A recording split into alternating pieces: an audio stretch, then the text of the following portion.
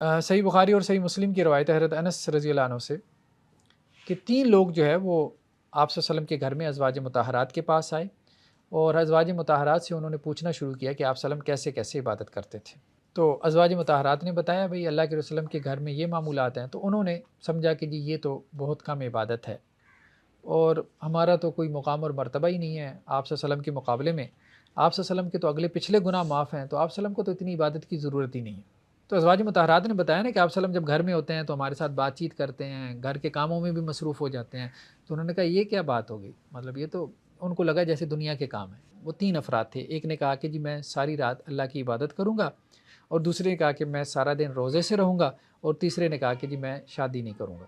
تو گویا کہ انہوں نے اس طرح سے مبالغہ کیا، کیونکہ شادی کرے گا تو ظاہری بات ہے بیوی بچے ہوں گے تو ان کی خواہشات پوری کرنی پڑیں گی، ان کی خواہشات پوری کرنی پڑیں گی تو اللہ کی طرف کیا توجہ دے گا۔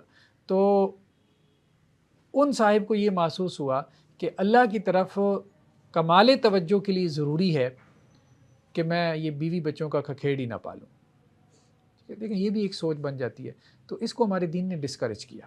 ہمارے یہاں جو کہہ دیتے ہیں نا جی فلاں اولیاء اللہ نے شادی نہیں کی تھی، اور اس کو لوگ بڑے جو ہے نا وہ ایک فضیلت کے طور پہ بیان کرتے ہیں، تو یہ غلط ہے۔ یہ کوئی فضیلت نہیں، فضیلت اسی میں ہے کہ آپ مطلب دنیا کے کام کریں، اسی میں فضیلت ہے۔ دیکھیں ایک بچہ ہے کہ آپ نے اس کو ٹیسٹ دیا، اس نے کہا کہ جی میں نے اس کو کرنا ہے، ٹھیک ہے، اور ایک بچہ ہے اس نے کہا نہیں میں اس میں پڑھتا ہی نہیں، میں ایویلیویشن کے نظام میں آتا ہی نہیں۔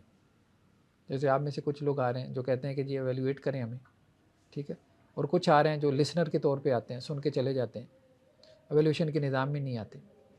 تو جو رہبانیت اختیار کرنے والا ہے نا وہ اللہ کے ایویلیویشن کے نظام سے بچ رہا ہے۔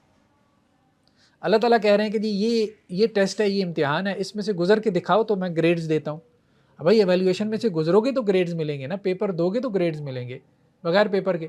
اب ایک بندہ ٹرائل میں آ ہی نہیں رہا، وہ کہتا ہے میں جنگل میں جا کے بیٹھ جاؤں، غار میں جا کے بیٹھ جاؤں، میں نے لوگوں سے انٹریکشن ہی نہیں کرنا۔ کیوں نہیں کرنا؟ لوگوں کے ساتھ انٹریکشن کرتا ہوں تو میں غصے میں آ جاتا ہوں، لوگوں کے ساتھ انٹریکشن کرتا ہوں تو میں بک بک کرنا شروع ہو جاتا ہوں، ٹھیک ہے، میں جو ہے وہ بازار میں جاتا ہوں تو تجارت کے لیے تو میں دنیا داری کی طرف مائل ہو جاتا ہوں۔ تو بھائی یہی تو اللہ نے امتحان ڈالا ہے کہ یہ سب کچھ ہوگا، تم نے پھر دوبارہ اللہ کی طرف واپس آنا ہے، یہی تو امتحان ہے۔ تو بیوی بچوں کے ساتھ جو ہے مطلب رہنا ہے آپ نے، یہی تو امتحان ہے۔